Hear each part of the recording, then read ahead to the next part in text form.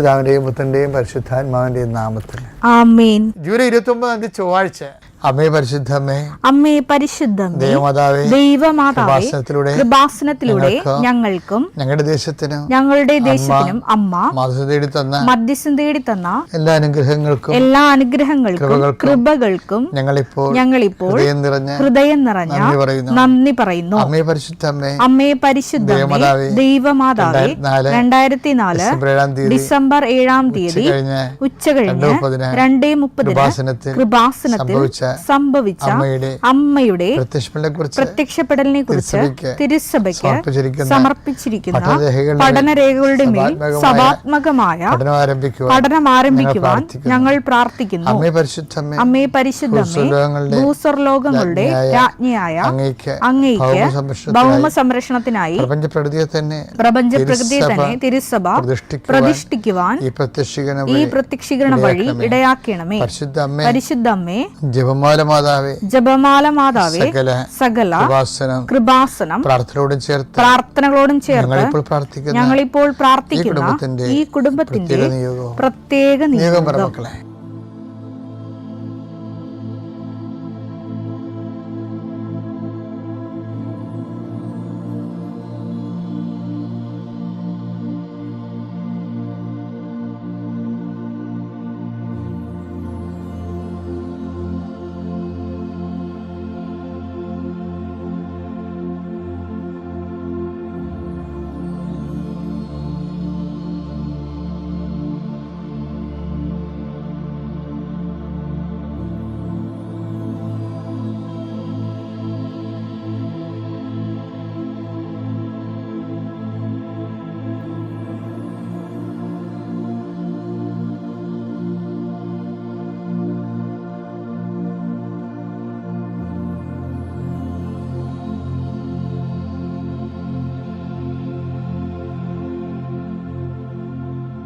അമ്മയുടെ പ്രത്യക്ഷീകരണത്തിന്റെ ഈ അനുഗ്രഹവേളയിൽ ഞങ്ങൾക്ക് സാധിച്ചു തരുവാൻ കനിയണമേ.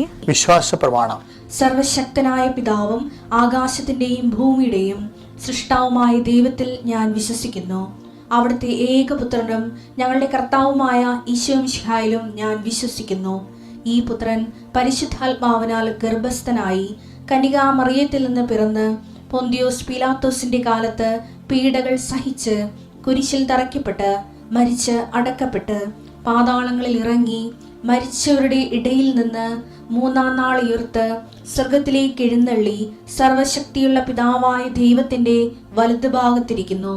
അവിടെ നിന്ന് ജീവിക്കുന്നവരെയും മരിച്ചവരെയും വിധിക്കുവാൻ വരുമെന്നും ഞാൻ വിശ്വസിക്കുന്നു. പരിശുദ്ധാത്മാവിലും ഞാൻ വിശ്വസിക്കുന്നു. വിശുദ്ധ കത്തോലിക്കാ സഭയിലും പുണ്യവാന്മാരുടെ ഐക്യത്തിലും പാപങ്ങളുടെ മോചനത്തിലും ശരീരത്തിന്റെ ഉയർപ്പിലും നിത്യമായ ജീവിതത്തിലും ഞാൻ വിശ്വസിക്കുന്നു. ആമേൻ. സ്വർഗ്ഗസ്ഥനായ ഞങ്ങളുടെ പിതാവേ, അങ്ങയുടെ നാമം പൂജിതമാകണമേ. അങ്ങയുടെ രാജ്യം വരണമേ. അങ്ങയുടെ തിരുമനസ് സ്വർഗത്തിലെ പോലെ ഭൂമിയിലും ആകണമേ. അന്നു വേണ്ടുന്ന ആഹാരം ഇന്ന് ഞങ്ങൾക്ക് തരണമേ. ഞങ്ങളോട് തെറ്റ് ചെയ്യുന്നവരോട് ഞങ്ങൾ ക്ഷമിക്കുന്നത് പോലെ ഞങ്ങളുടെ തെറ്റുകൾ ഞങ്ങളോടും ക്ഷമിക്കണമേ.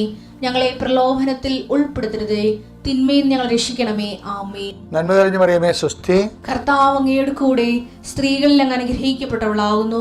അങ്ങയുടെ ഉദരത്തിൻ ഫലമായി ഈശോ അനുഗ്രഹിക്കപ്പെട്ടവനാകുന്നു. പരിശുദ്ധ മറിയമേ, തമ്പുരാന്റെ അമ്മേ, പാപികളായ ഞങ്ങൾക്ക് വേണ്ടി ഇപ്പോഴും ഞങ്ങളുടെ മരണസമയത്തും തമ്പുരാനോട് അപേക്ഷിക്കണമേ. ആമേൻ. എൻ്റെ പ്രിയപ്പെട്ടവരെ, ഈ ദിവസങ്ങളിലെ കഴിഞ്ഞ ചൊവ്വാഴ്ച പ്രാർത്ഥന നിങ്ങൾ കേട്ടിട്ടുണ്ടെങ്കിൽ ഞാൻ പറഞ്ഞിട്ടുണ്ട്. ബുധനാഴ്ച മുതൽ ഡോക്യുമെൻറ്റുകൾ സമർപ്പിച്ചുകൊണ്ടുള്ള പ്രാർത്ഥന. നമ്മുടെ രാവിലെയുള്ള പ്രാർത്ഥനയ്ക്ക്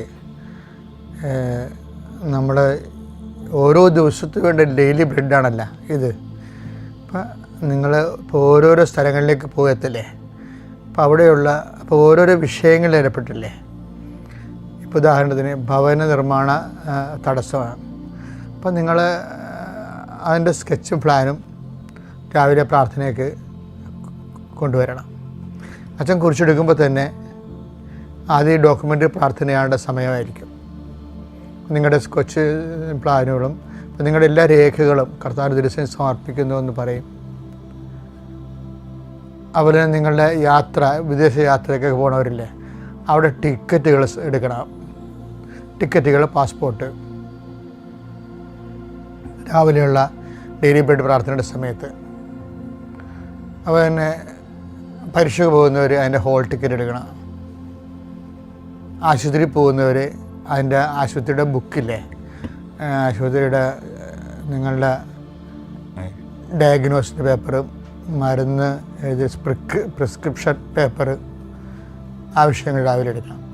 ആ മേഖലകളിലെല്ലാം കർത്താവിനത് പരിശുദ്ധമ്മയുടെ മാധ്യസ്ഥത്തിൽ, ഇത് ഉടമ്പടി പ്രാർത്ഥനയുടെ തന്നെ മറ്റൊരു അതിൻ്റെ ഭാഗമായിട്ട് വരുന്നതാണ്. അവർക്ക് വീഞ്ഞില്ല എന്ന് അമ്മ പറയുന്നിടത്ത് വെച്ച് മനുഷ്യൻ്റെ ഭൗതിക ആവശ്യങ്ങളുടെ മേൽ ദൈവത്തിൻ്റെ ശ്രദ്ധ ക്ഷണിച്ചുകൊണ്ട് കർത്താവിൻ്റെ അതിൻ്റെ അകത്ത് ഉൾപ്പെടുത്തി ആ വിഷയം നമ്മളെപ്പോലെ ദൈവത്തിൻ്റെ ആക്കിയെടുക്കുന്ന ഒരു സമർപ്പണ പ്രാർത്ഥനയാണ് രാവിലെ ഈ രേഖാപ്രാർത്ഥനയൊക്കെ ഉള്ളത്, ആ വിഷയം. പിന്നെ അതുപോലെ തന്നെ അച്ഛൻ പറഞ്ഞായിരുന്നു, നിങ്ങൾ ഇപ്പോൾ ഒരു പശുത്തൊഴുത്ത് കെട്ടാൻ പോയിടണം വിചാരിച്ചു. അപ്പോൾ ആ പ്രാർത്ഥന നിങ്ങൾ കൂരേണ്ടത് ആ സ്ഥാനത്ത് പോയി നിന്നാണ് കൂരേണ്ടത്. അടുക്കള കെട്ടുന്നവരും എസ്റ്റർ എടുക്കുന്നവരും കാർ ഷെഡ് ചെയ്യുന്നവരും ഒക്കെ ഈ പ്രാർത്ഥന അവരുടെ ആ ഉദ്യമമായിട്ട് ഇപ്പോൾ ഈ നിലവിലിരിക്കുന്ന ഉദ്യമം എന്താണ്? ചിലപ്പോൾ ഒരു ചെറിയ ഷോപ്പ് ചെയ്യുന്നവരായിരിക്കും. അപ്പം അങ്ങനെയുള്ളവർ ചില പലചരക്കട ചെയ്യുന്നവരായിരിക്കും. ചിലപ്പോൾ അതിന് കച്ചവടം ഇല്ലാതിരിക്കുന്ന അവസ്ഥയായിരിക്കും. അപ്പോൾ നിങ്ങൾ ആ പ്രാർത്ഥന കച്ചവട സ്ഥലം അടുത്താണെങ്കിൽ, കച്ചവട പീടിയൊക്കെ അടുത്താണെങ്കിൽ ആ ഷോപ്പിൽ പോയി നിന്ന് ആണ് ഈ പ്രാർത്ഥന കൂടേണ്ടത്. അപ്പോൾ എന്താണ് നിങ്ങൾ അനുഭവിക്കുന്ന പ്രയാസം, അത് ആ വിഷയവുമായി ബന്ധപ്പെടുത്തി വേണം ഈ പ്രാർത്ഥന. അങ്ങനെ ഗുരുതരമായ വിഷയങ്ങളിരിക്കുന്നവർ, ഇപ്പോൾ കോടതിയിലെ കേസ് നടക്കണില്ലേ, അപ്പോൾ കേസ് നടക്കുന്നുണ്ടെങ്കിൽ കേസിൻ്റെ സമൻസ്, അതിൻ്റെ സമൻസ് ഉണ്ടെങ്കിൽ അത്, അതുപോലെ തന്നെ വക്കീലിന് കൊടുത്തിരിക്കുന്ന വക്കാലത്ത് ആ കേസിൻ്റെ അതിൻ്റെ കോപ്പി, എന്താണ് കോടതിയുടെ കോപ്പി കയ്യിലുള്ളത് അത് കയ്യിലുണ്ടാകണം. സ്ഥലം അളക്കുക, സ്ഥലം കൊടുക്കുക എന്നുള്ളത് ഒന്നെങ്കിലും പ്രമാണം ഉണ്ടായാൽ മതി കയ്യിൽ. അതിൻ്റെ എഗ്രിമെൻറ്റ് പേപ്പർ, പിന്നെ ഇൻ്റർവ്യൂവിനൊക്കെ പോവുകയാണെങ്കിൽ സർട്ടിഫിക്കറ്റ്, അതിൻ്റെ സർട്ടിഫിക്കറ്റ് കയ്യിലുണ്ടാകണം, ഫയലുണ്ടാകണം. അപ്പം ഇങ്ങനെ എല്ലാ ദിവസവും ഈ പ്രാർത്ഥന ഇതിൻ്റെ കൂടെ വരും. ഈ നമ്മുടെ രാവിലെയുള്ള ഡെയിലി ബ്രെഡ് പ്രാർത്ഥനയുടെ കൂടെ ഈ വിഷയങ്ങൾ രേഖകൾ സമർപ്പിക്കുന്ന സമർപ്പണ പ്രാർത്ഥന ഉണ്ടാകും. അത് നിങ്ങൾക്ക് മുട്ടനിക്കാൻ പറ്റുന്നൊരു മുട്ടന്ന് തന്നെ അത് പ്രാർത്ഥിക്കണം. ആദ്യത്തെ ഭാഗം അച്ഛൻ കുരിശെടുക്കുമ്പോൾ തന്നെ ഉള്ളത് ആദ്യമേ തുടങ്ങുന്നത് ഇതുപോലെയുള്ള രേഖകളെ സമർപ്പിക്കുന്ന പ്രാർത്ഥനയാണ്. അതിനുശേഷമാണ് പിന്നീട് രോഗികളെയൊക്കെ സംബന്ധിച്ച് ജീവിത വിഷയങ്ങളെ സംബന്ധിച്ച് പോകുന്നത്. ഒന്ന് ശ്രദ്ധിച്ചാൽ മതി, അതായത് അപ്ഡേഷൻസാണ് വന്നിരിക്കുന്നതാണ്. നമുക്ക് പ്രാർത്ഥിക്കാം. രേഖകളുള്ളവരൊക്കെ രേഖകൾ കയ്യിലെടുക്കുക.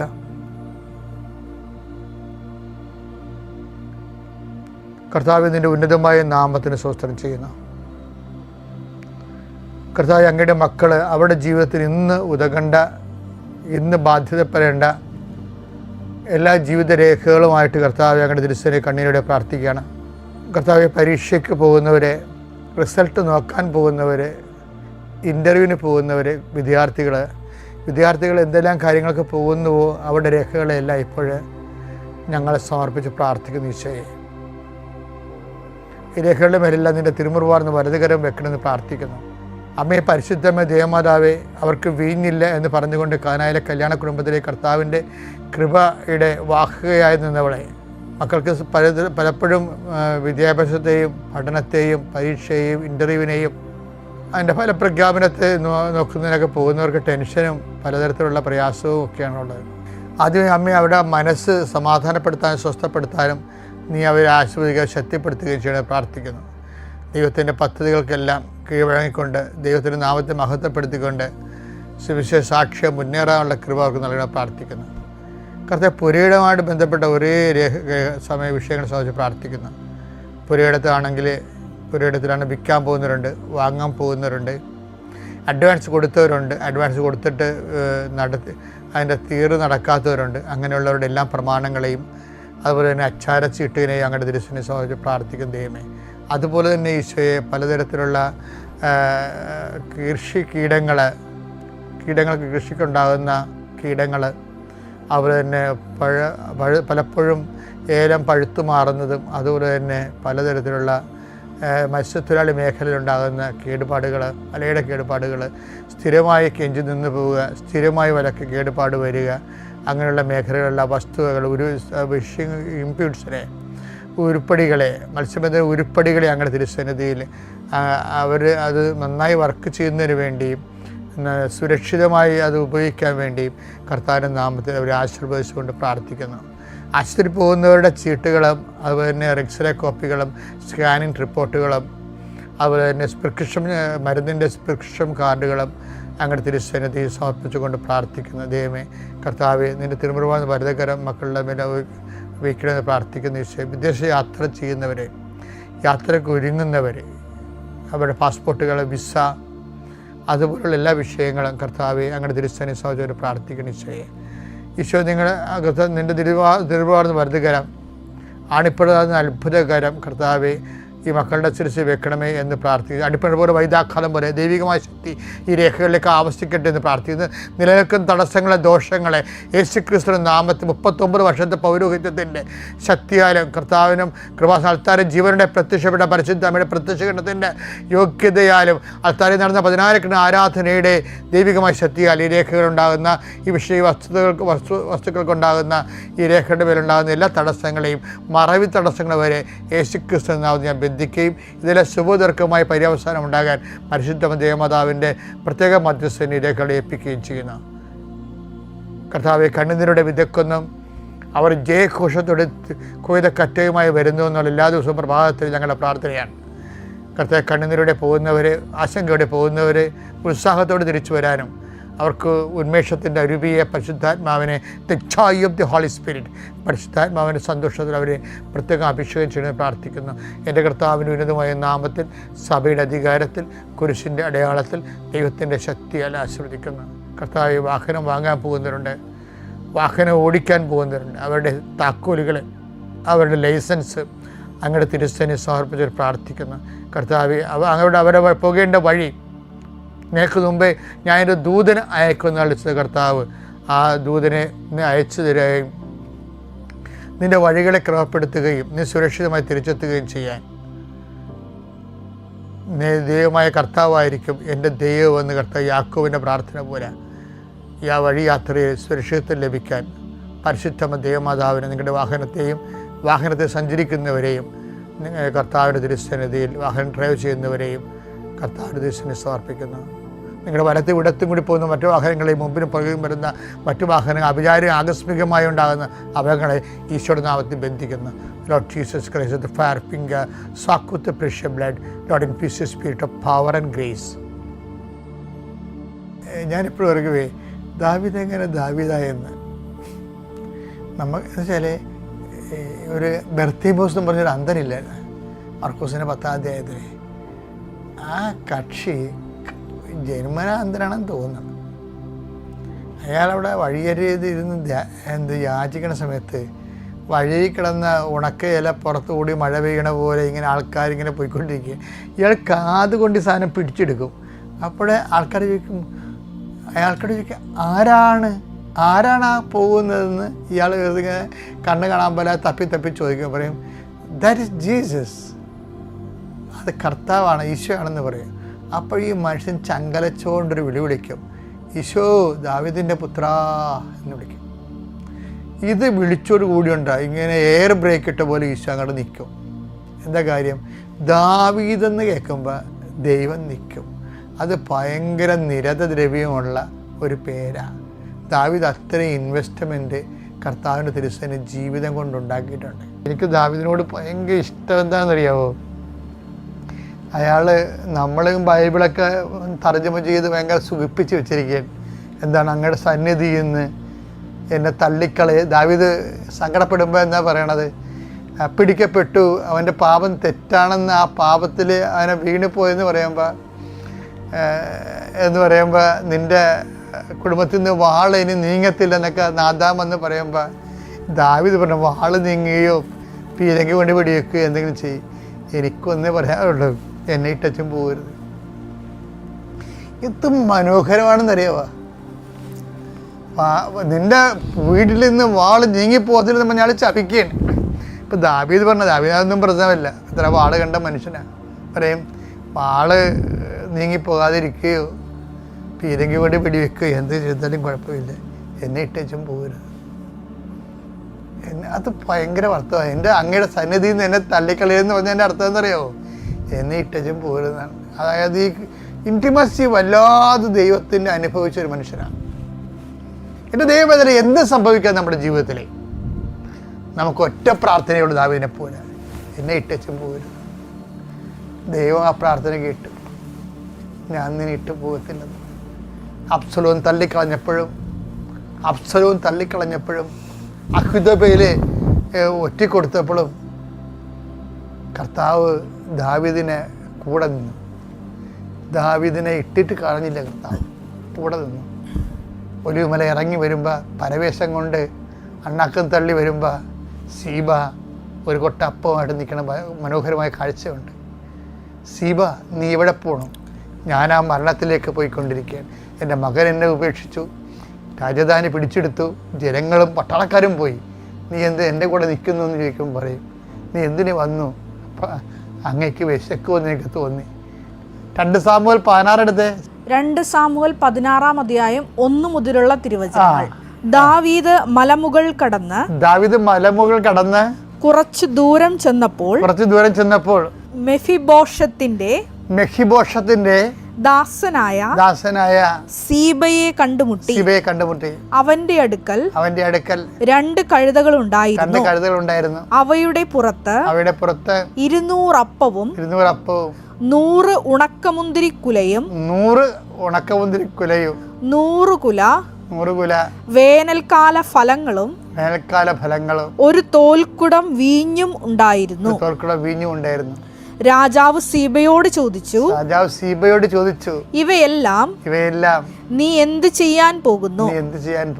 കഴുതകൾ രാജാവിന്റെ വീട്ടുകാർക്ക് കയറാനും. ഈ മനുഷ്യനെ കണ്ടില്ലേ? സീബ, ദൈവത്തിന്റെ സൗന്ദര്യം, ദൈവത്തിന്റെ കൂട്ട്. സീബയുടെ വേഷത്തിൽ ദാവീദിന്റെ അറ്റ കൈക്ക് സഹായിക്കുക. അതാണ് ഈ ദാവീദും ദൈവവും തമ്മിലുള്ള സ്നേഹമെന്ന് പറഞ്ഞിട്ടില്ല. എനിക്ക് മോസസ് ചില സമയത്തൊക്കെ, ഈ മോസസാണ് ദൈവത്തിൻ്റെ ഭയങ്കരമായിട്ടുള്ള ബന്ധമുണ്ടെങ്കിലേ വൈകാരികമായ നിലപാടുകളിലൊക്കെ ദാവീദ് ചില സമയത്ത് ലീഡ് ചെയ്ത് നിൽക്കണ കാണാം. എന്നിട്ട് ഇപ്പോൾ സീബയെ കൊണ്ടുവന്ന കണ്ട, സീബയെ ദൈവം കൊണ്ടുവന്നാണേ. പറ. കഴുതകൾ രാജാവിന്റെ വീട്ടുകാർക്ക് കയറാനും. നടന്ന് തളർന്നപ്പോഴേ കഴുതേക്കാരിയിരിക്കുക. അപ്പവും പഴവും ദാസന്മാർക്ക് തിന്നാനും. എല്ലാരെയും കൂടി കണ്ടത്തിക്കൂടി വന്നിരിക്കുകയാണ്. ദാസന്മാർക്ക് തിന്നാനും. വീഞ്ഞ് മരുഭൂമിയിൽ വെച്ച് തളരുമ്പോൾ അവർക്ക് കുടിക്കാനും അത്രേ. എന്തോ ഒരു പരിഗണന എന്നറിയാം. അതായത് ദൈവം സീബാനെ വിട്ടിരിക്കുകയാണ് ഇത്രയും സന്നാഹങ്ങളോടുകൂടി. ദൈവസ്നേഹത്തിൻ്റെ ഒരു വലിയൊരു മനുഷ്യനാണ് ദാവീദ്. എല്ലാത്തിനെയും ദാവീദ് അതിജീവിച്ചത് ദൈവസ്നേഹം കൊണ്ടാണ്. ദൈവത്തിലെ അതുപോലെ നീയും നിൻ്റെ ജീവിതത്തിലുണ്ടാകുന്ന എല്ലാ വിഷയങ്ങളെയും ദൈവസ്നേഹം കൊണ്ട് അതിജീവിക്കണം. Praise the Lord.